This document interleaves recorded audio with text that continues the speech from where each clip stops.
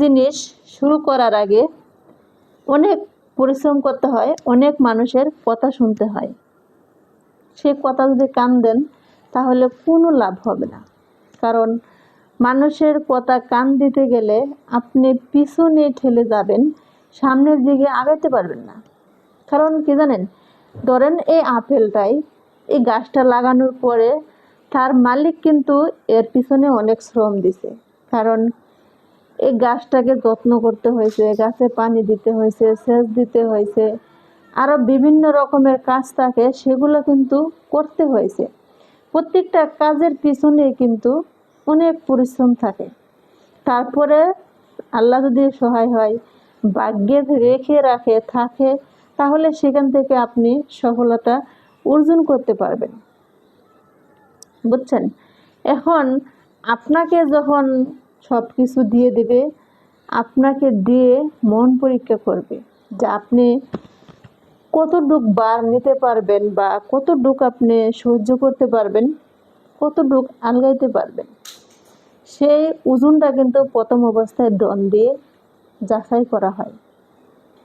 এখন আপনি একটু বড় হওয়ার পরে যখন মানুষকে ভুলে যাবেন, মানুষকে অনেক রকমের কথা বলবেন, তখন কিন্তু আপনাকে ওই দনের মূল্য আপনি ধরে রাখতে পারবেন না, তাকে সম্মান দেওয়া হবে না। আল্লাহ দন দিয়ে দেখে মন কায়রা নিতে কতক্ষণ, এটা কিন্তু বাস্তব। পৃথিবীতে দেখবেন শাস্ত্রে যা কথা আছে, লেখা আছে, কোরআনে যা বলা হয়েছে, সব কিন্তু সত্য, কোনো মিথ্যা না। সত্য লেখা আছে বলেই কিন্তু প্রচার করা হয়েছে, এটা কিন্তু বাস্তব, মেনে নিতে হবে। সবসময় যে আপনি সুখে থাকবেন এমনটা কিন্তু না। মানুষের সুখ দুঃখ মিলেই কিন্তু জীবন। যেমন ধরেন আমরা ফেসবুকে কাজ করি, অনেক অনেক বছর ধরে কিন্তু কাজ করতে হয়।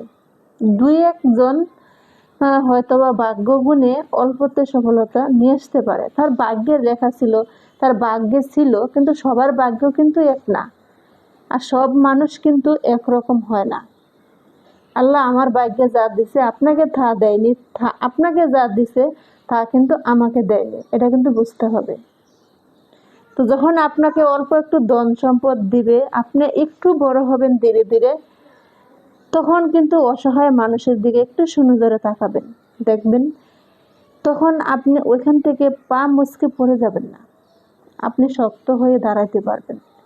এই যে কিছুক্ষণ আগে বললাম, ধন দিয়ে দেখে মন কায়রা নিতে কতক্ষণ, বাস্তব কথা।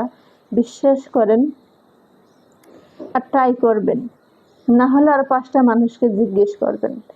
একটা কাজ করার আগে কিন্তু 5জন মানুষের কাছ থেকে বুদ্ধি নিয়ে, নিজের বুদ্ধি দিয়ে মিলিয়ে যাচাই করে তারপরে করবেন। ভবিষ্যতে আশা করি ঠকবেন না, অবশ্যই জিতবেন। Thank you. ভালো লাগলে লাইক কমেন্ট শেয়ার দিয়ে পাশেই থাকবেন। আল্লাহ হাফেজ, টাটা।